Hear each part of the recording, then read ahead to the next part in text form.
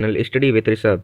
आज से हम लोग शुरू करने वाले हैं 11th की फिजिक्स विथ पीडीएफ। आपको नोट्स मिलेंगे, यहीं से नोट्स बनाइए, तुरंत स्क्रीनशॉट लीजिए। तो चैप्टर 1 हमारा दिया हुआ है फिजिकल वर्ल्ड, भौतिक जगत। तो भौतिक विज्ञान क्या है? भौतिक विज्ञान फिजिक्स। भौतिक विज्ञान विज्ञान की वह शाखा है जिसमें द्रव्यमान, ऊर्जा तथा ऊर्जा के विभिन्न स्वरूपों का अध्ययन किया जाता है। जिस विज्ञान के अंतर्गत उसे हम लोग भौतिक विज्ञान कहते हैं। दूसरी डेफिनेशन दी हुई है, दूसरी डेफिनेशन है द्रव्यमान और ऊर्जा की परस्पर अन्योन्य क्रियाओं का अध्ययन विज्ञान की जिस शाखा के अंतर्गत किया जाता है उसे भौतिक विज्ञान कहलाती है या उसे भौतिक विज्ञान कहते हैं। तो जो फिजिक्स की खोज हुई थी वो फ्यूसिस नामक ग्रीक यूनानी शब्द से हुई है। तो इसकी इंग्लिश में भी डेफिनेशन मैंने दे रखी है, उसे देख लेते हैं। तो कहते हैं physics is the branch of science. Physics जो है एक विज्ञान की शाखा है। in which we go through matter, energy and their mutual interactions. Secrets are the mentioned as natural incidents by micro and macro matters. मतलब सूक्ष्म कणों का अध्ययन किया जाता है उसे फिजिक्स, मतलब जो भी हम देखते हैं वो सब फिजिक्स के अंतर्गत आता है। तो टाइप्स ऑफ फिजिक्स देखते हैं। वस्तुओं के आकार के आधार पर फिजिक्स दो प्रकार की होती है। मतलब भौतिक विज्ञान के प्रकार तो दो प्रकार की कौन कौन सी होती है? एक क्लासिकल फिजिक्स और एक मैकेनिकल फिजिक्स, चिरसम्मत भौतिकी और आधुनिक भौतिकी। तो आइए हम लोग देख लेते हैं इन दोनों की डेफिनेशंस क्लासिकल फिजिक्स की। जब वस्तु का आकार 10⁻⁻6 मीटर से बड़ा होता है, 10⁻⁻6 मीटर से बड़ा होता है और इसकी चाल प्रकाश की तुलना में नगण्य होती है, मतलब नगण्य होती है, मतलब कि कुछ नहीं होता उसकी चाल, क्लासिकल फिजिक्स लागू होती है। तो ऐसी चीज़ों में जो होता है वो क्लासिकल फिजिक्स लागू होती है। यहाँ पे देखिए दोस्तों, यहाँ पे पूरी साल का कोर्स होगा, जितने भी चैप्टर्स हैं 11th में सारे के सारे वीडियोज़ दिए जाएंगे आप लोगों को। आप लोग मेरे साथ बने रहिए, आपकी पूरी तैयारी विथ पीडीएफ में ही नोट्स बनाइए ना आप लोग।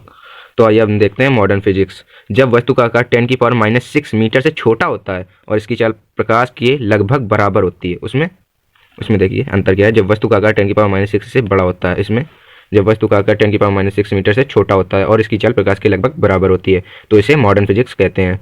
अब अगला टॉपिक है हमारा प्रकृति में मूल बल, फंडामेंटल फोर्स इन नेचर। प्रकृति में होने वाली परिघटनाओं में अनुभव किए जाने वाले बल को मूल बल कहते हैं। जो भी जितने भी हमारे साथ घटनाएं होती हैं उनका जो भी हम अनुभव करते हैं उसे सब मूल बल के अंतर्गत आते हैं। मूल बल निम्नलिखित प्रकार के होते हैं। गुरुत्वाकर्षण बल, ग्रेविटेशनल फोर्स, किन्हीं दो पिंडों के बीच लगने वाला गुरुत्वाकर्षण बल पिंडों के द्रव्यमानों के गुणनफल के अनुक्रमानुपाती तथा उनके बीच की दूरी के वर्ग के व्युत्क्रमानुपाती होता है। तो क्या डेफिनेशन है, एक बार फिर से देखते हैं। किन्हीं दो पिंडों के बीच लगने वाला गुरुत्वाकर्षण बल पिंडों के द्रव्यमानों के गुणनफल के अनुक्रमानुपाती तथा उनके बीच की दूरी के वर्ग के व्युत्क्रमानुपाती होता है। तो इसका फॉर्मूला देख लेते हैं। F बराबर G m1m2/r²। 9th में भी पढ़ा होगा आप लोगों ने। तो G इधर ले गए, F इधर आया, F × r²/m1m2। ठीक है, इसका SI यूनिट से होते हैं, जो SI मात्रक न्यूटन मीटर स्क्वायर बटे kg स्क्वायर हो गया इसका, newton two metre square kg square. G का मान जो होता है ये इंपॉर्टेंट है, 6.67 × 10⁻11 न्यूटन मीटर स्क्वायर प्रति kg स्क्वायर। गुरुत्वाकर्षण बल माध्यम पर निर्भर नहीं करता है, ये भी बात इंपॉर्टेंट है। गुरुत्वाकर्षण बल माध्यम पर निर्भर नहीं करता है।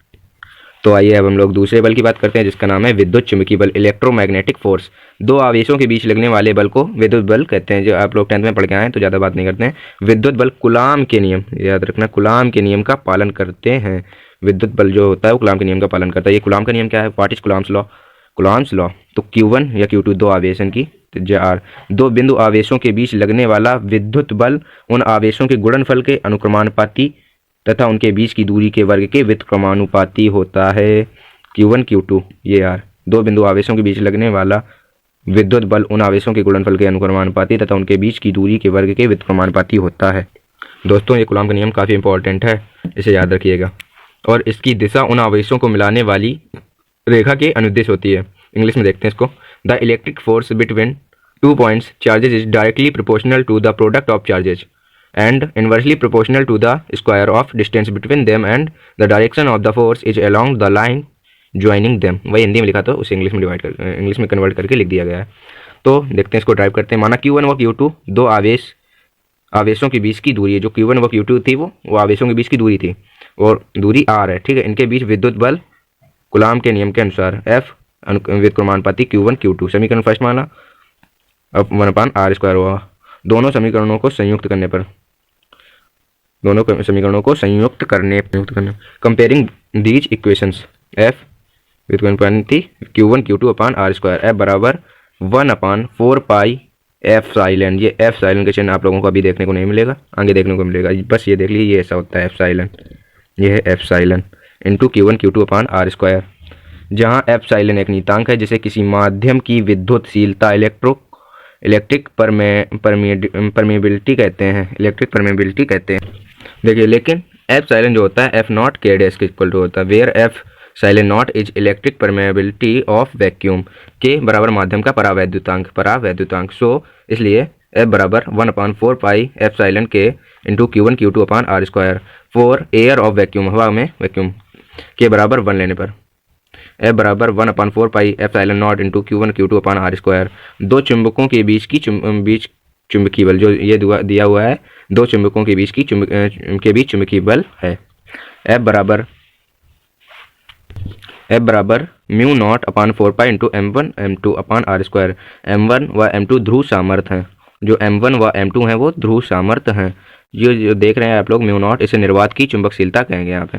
अब हम लोग देखते हैं तीसरे बल के बारे में, जिसका नाम है नाभिकीय बल, न्यूक्लियर फोर्स।